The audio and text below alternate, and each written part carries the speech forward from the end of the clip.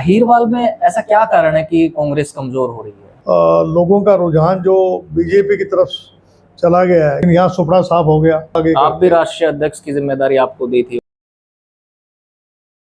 विधानसभा चुनाव के बाद एक कांग्रेस छोड़ने की बात आपने कह दी थी, ऐसा क्या कारण? किसी बात से आहत हुए, कोई बात नहीं, वो ऐसा था कि भूपेंद्र हुड्डा साहब आए, अभी आपसे मुलाकात हुई, क्या बात हुई? उन्होंने मुझे कहा कि भाई तुमने हुड्डा साहब का नाम ले दिया, आपका नाम भी था। मैंने कहा आप मुझे फोन से पहले बता देते तो हो सकता है कि मैं सीएम उनका नाम प्रपोज नहीं करता। गुड़गांव से आपको टिकट नहीं मिले, उसके पीछे क्या कारण मानते हैं?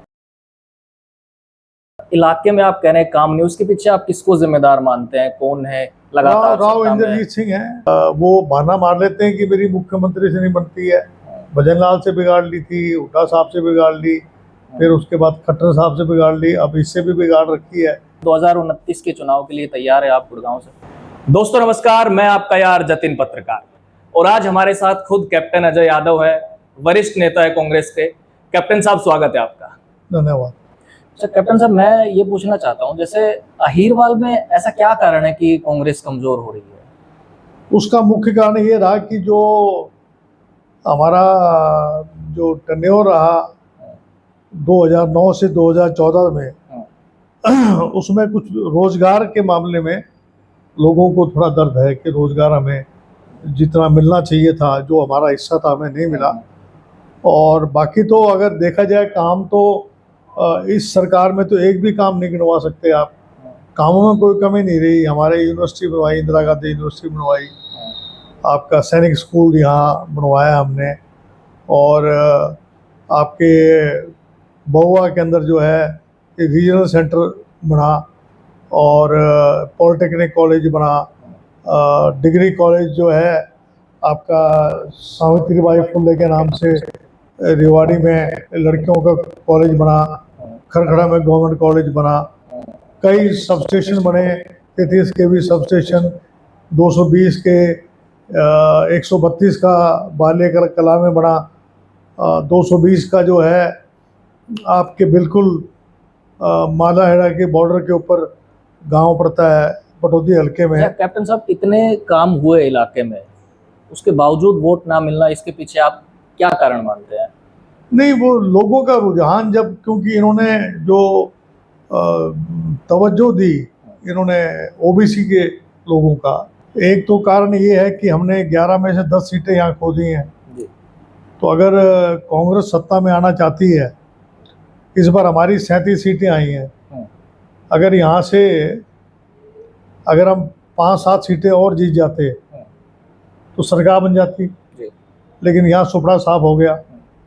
तो हाईकमान भी जो है विचार कर रही है कि किस तरीके से जो अहीरवाल का एरिया है, इसमें 36 बिरादरी के लोग आते हैं। अहीरवाल तो इसलिए कहते हैं क्योंकि ये एरिया अहीरवाल के नाम से जानता, लेकिन यहाँ 36 बिरादरी के लोग रहते हैं।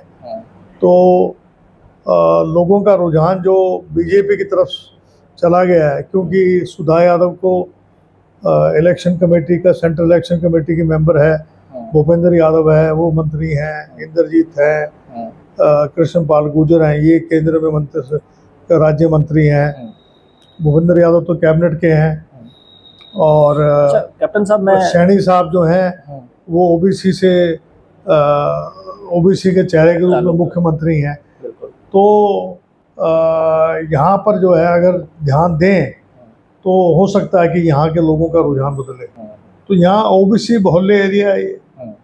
तो मतलब ओबीसी को अगर साथ लेके चलते तो आज शायद कांग्रेस की सरकार होती। हाँ, अगर ये 2024 में अगर कोई ओबीसी का चेहरा आगे, आप भी राष्ट्रीय अध्यक्ष की जिम्मेदारी आपको दी थी ओबीसी? वो दी थी, लेकिन अब उन्होंने किस कारण से मेरे से ले ली, अब वो तो वही हाईकमांड ही जानती है।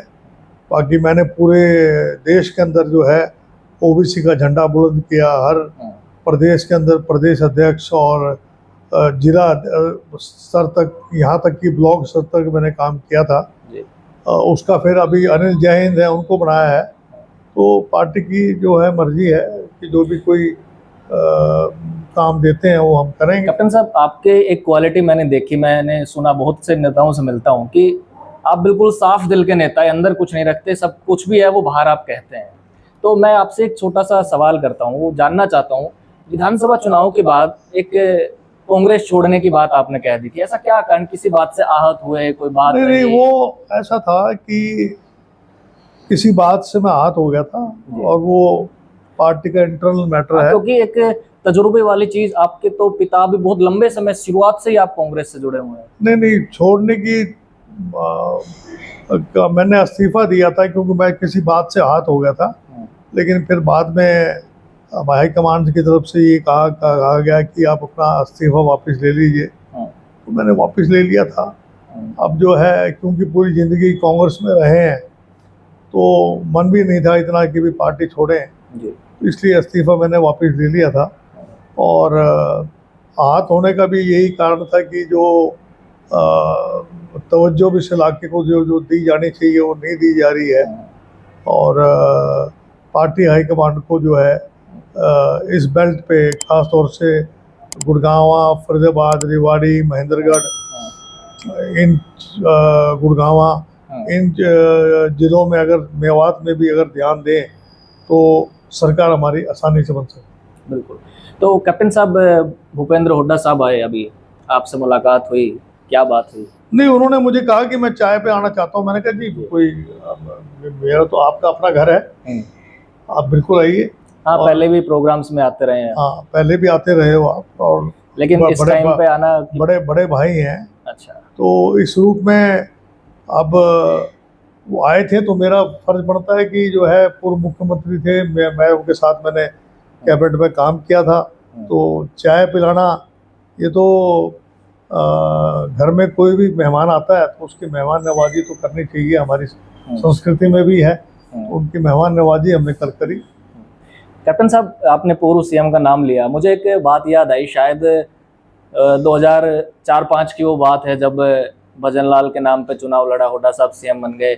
उस दौरान शायद आपसे भी कोई विचार विमर्श हुआ था, कुछ टीम में थे, आपका भी नाम आया था। 2009 की बात है वो। 2009 में मेरे चर्चा नहीं करेगी जी, मुझे केवल ये कहा गया था कि क्या करना है। तो उस वक्त मुझे इल्म नहीं था कि मेरा नाम जो है चल रहा है सीएम पैनल के, उसमें पैनल में चल रहा है। मैं यहाँ रेवाड़ी से सीधा जीत के और वहाँ चला गया था। वहाँ पर तो हरिप्रसाद जी जो अभी हमारे प्रभारी हैं, उन्होंने मुझे कहा कि भाई तुमने हुड्डा साहब का नाम ले दिया, आपका नाम भी था। मैंने कहा मुझे फ़ोन से पहले बता देते तो हो सकता है कि मैं सीएम उनका नाम प्रपोज नहीं करता, तो भाग में नहीं था। तो भविष्य में ऐसा लगता है कि कांग्रेस की सरकार आएगी और जैसे डिप्टी सीएम एक तरीके से चिरंजीव राव को कह करके चुनाव लड़ा गया, भविष्य में सपना पूरा होगा? देखिए, मैं तो ये मानता हूँ कि ये जो नारा था वो गलत था। इस तरह का नारा नहीं लगाना चाहिए था। अभी जो है राजनीति में परिपक्व होना है उनका ज़रूरी है, और बनाना ना बनाना हाईकमान के हाथ में है। वो डिप्टी सीएम बनाते हैं, सीएम बनाते हैं, क्योंकि खट्टर भी पहली दफ़ा एमएलए पर उनको मुख्यमंत्री बना दिया। अभी सैनी साहब हैं, ये भी पहली दफ़ा, कोई चर्चा नहीं थी उनकी। तो कोई चर्चा नहीं थी। तो मुख्यमंत्री तो कोई भी जो एमएलए है वो बन सकता है। कैप्टन साहब, 2024 का लोकसभा चुनाव, गुड़गांव से आपको टिकट नहीं मिले, उसके पीछे क्या कारण मानते हैं? कोई उसमें मेरे से गलती होगी, मैंने एक बार पहले मना कर दिया, क्योंकि उन्होंने एप्लीकेशन मांग ली थी और ऐसे लोगों ने एप्लीकेशन दी जिनके पल्ले कुछ था ही नहीं। तो फिर उठा के इन्होंने राज बब्बर को खड़ा कर दिया। राज बब्बर मात्र 75,000 वोट से आ रहे। अगर मैं खड़ा, मुझे अगर टिकट दे दी होती, बाद में जब मैंने टिकट मांगी थी, लेकिन उन्होंने मेरी बात को दरकिनार करके और एक बाहरी व्यक्ति को, राज बब्बर को, जिसका कोई यहाँ से लेना जाना नहीं था, वो भी मात्र 75,000 वोट से आ रहा। तो अगर मैं जीत जाता तो जो यादव जो वोट है, अगर मुझे 30% भी मिल गई होती तो मैं जीत गया होता। अच्छा, मैंने पिछला चुनाव भी देखा कैप्टन साहब, जो आपने लड़ा था, पूरा मेवात से जो 3 सीटें, वहां से आपको बढ़त मिली अच्छी खासी, लेकिन इधर क्या कारण रहा कि कांग्रेस को वोट नहीं मिल पाए? भाई यही था, लोग जो है बहक गए। लोग जो है बहक गए, और जो नारा था इनका ताड़े धन का, और 15 लाख रुपए देंगे आपको, और जो जिस प्रकार की जो बातें इन्होंने रखी कि हम जो है इस इलाके के अंदर। अभी एम्स भी आप देख लीजिए कितने संघर्ष के बाद मिला है हमें, बाकी तो कोई काम हुआ नहीं है। और एम्स अभी तो उसकी नींव भी रखी गई है, अभी बिल्डिंग भी नहीं बनी है, पता नहीं कब तक बनेगा, कब जाके काम होगा। तो काम कुछ किया नहीं इन्होंने, कोई भी इनके पास कोई भी ऐसा कोई वो नहीं है जहाँ कोई काम की बात हो। अच्छा, इलाके में आप कह रहे हैं काम नहीं, उसके पीछे आप किसको जिम्मेदार मानते हैं? कौन है लगातार राव सत्ता में? इंद्रजीत सिंह है, मेन जिम्मेवार राव इंद्रजीत सिंह जी हैं। और क्योंकि वो बहाना मार लेते हैं कि मेरी मुख्यमंत्री से नहीं बनती है, भजन लाल से बिगाड़ ली थी, हुड्डा साहब से बिगाड़ ली, फिर उसके बाद खट्टर साहब से बिगाड़ ली, अब इससे भी बिगाड़ रखी है। तो असली मुद्दा ये है कि वो लोगों से जब मिलते तो है नहीं, अब जब मिलते नहीं हैं तो काम के लिए कोई जाता नहीं है, और अगर कोई जाना भी चाहता है सोचता भी इसकी मुख्यमंत्री से बनती नहीं। तो एक बहाना मिला हुआ है और उस ढर्रे पे जो है चल रहे हैं। रामगढ़ भगवानपुर का भी एक वादा उन्होंने किया, एक कथित कॉल रिकॉर्डिंग वायरल हुई। हाँ, वो तो धरना पे बैठे हुए हैं, करीबन 90 दिन हो गए उनको, 3 महीने से ऊपर हो गए धरना पे बैठे हैं। तो मुझे लगता है कि वहाँ वायदा नहीं करना चाहिए था, जब वायदा किया तो पूरा करें। एक आखिरी सवाल कैप्टन साहब, 2029 के चुनाव के लिए तैयार है आप गुड़गांव से? मैं तो तैयार हूँ, बाकी पार्टी टिकट देगी तो जरूर लड़ूंगा। बहुत शुक्रिया आपका समय देने के लिए, बड़े खुले दिल से आप बात करते हैं, बड़ा अच्छा तरीका आपका लगता है। उम्मीद है आपको भी सार्थक संवाद में अच्छा लगा होगा। जी जी। तो ये कैप्टन अजय यादव जी कांग्रेस के बहुत ही वरिष्ठ नेता, और तमाम सवालों के इनके एक खास बात यह है कि कुछ भी बात होती है दिल में, कहने से झिझकते नहीं है। वो चाहे किसी की बुरी बात लग रही है, वो फेस टू फेस कहते हैं। आज भी ऐसे ही जवाब दिए, और ऐसे ही हमारा संवाद आगे भी नेताओं से चलता रहेगा। आप जुड़े रहिए, देखते रहिए। नमस्कार।